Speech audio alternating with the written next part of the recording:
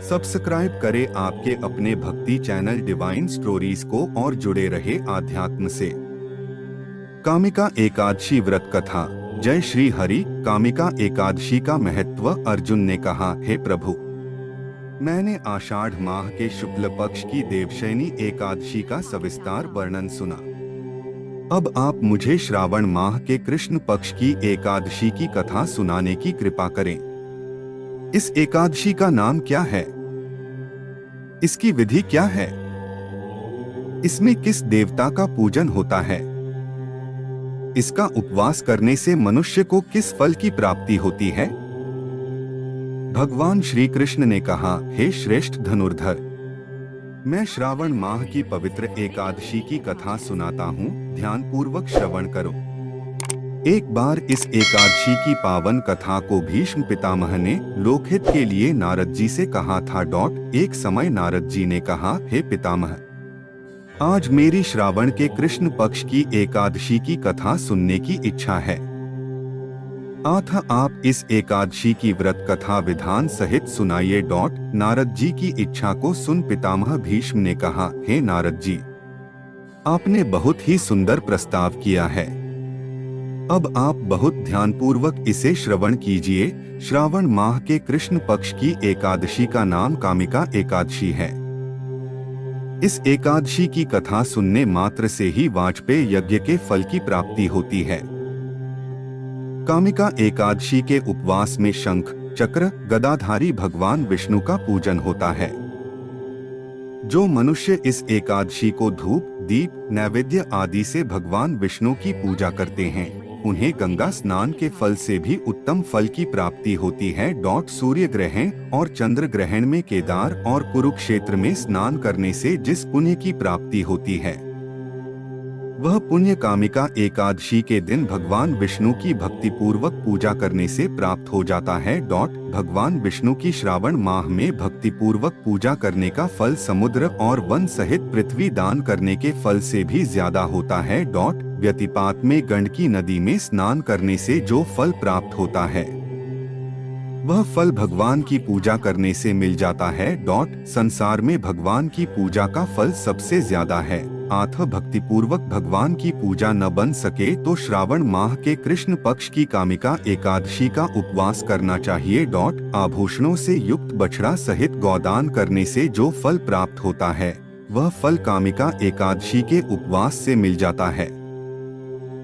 जो उत्तम द्विज श्रावण माह के कृष्ण पक्ष की कामिका एकादशी का उपवास करते हैं तथा भगवान विष्णु का पूजन करते हैं, उनसे सभी देव, नाग, किन्नर, पितृ आदि की पूजा हो जाती है। इसलिए पाप से डरने वाले व्यक्तियों को विधि विधान सहित इस उपवास को करना चाहिए। संसार सागर तथा पापों में फंसे हुए मनुष्यों को इनसे मुक्ति के लिए कामिका एकादशी का व्रत करना चाहिए।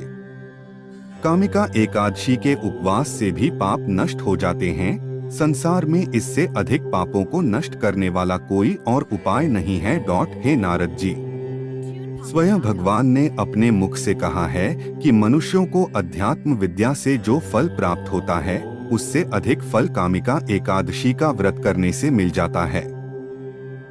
इस उपवास के करने से मनुष्य को न यमराज के दर्शन होते हैं और न ही नरक के कष्ट भोगने पड़ते हैं। वह स्वर्ग का अधिकारी बन जाता है। जो मनुष्य इस दिन तुलसी दल से भक्ति पूर्वक भगवान विष्णु का पूजन करते हैं, वे इस संसार सागर में रहते हुए भी इस प्रकार अलग रहते हैं, जिस प्रकार कमल पुष्प जल में रहता हुआ भी जल से अलग रहता है। तुलसी दल से भगवान श्रीहरि का पूजन करने का फल 1 बार स्वर्ण और 4 बार चांदी के दान के फल के बराबर है। भगवान विष्णु रत्न, मोती, मणि आदि आभूषणों की अपेक्षा तुलसी दल से अधिक प्रसन्न होते हैं। जो मनुष्य प्रभु का तुलसी दल से पूजन करते हैं, उनके सभी पाप नष्ट हो जाते हैं। हे नारद जी, मैं भगवान की अति प्रिय श्री तुलसी जी को प्रणाम करता हूँ। तुलसी जी के दर्शन मात्र से मनुष्य के सभी पाप नष्ट हो जाते हैं और शरीर के स्पर्श मात्र से मनुष्य पवित्र हो जाता है। तुलसी जी को जल से स्नान कराने से मनुष्य की सभी यम यातनाएं नष्ट हो जाती हैं। जो मनुष्य तुलसी जी को भक्तिपूर्वक भगवान के श्री चरण कमलों में अर्पित करता है उसे मुक्ति मिलती है। इस कामिका एकादशी की रात्रि को जो मनुष्य जागरण करते हैं और दीपदान करते हैं उनके पुण्यों को लिखने में चित्रगुप्त भी असमर्थ हैं।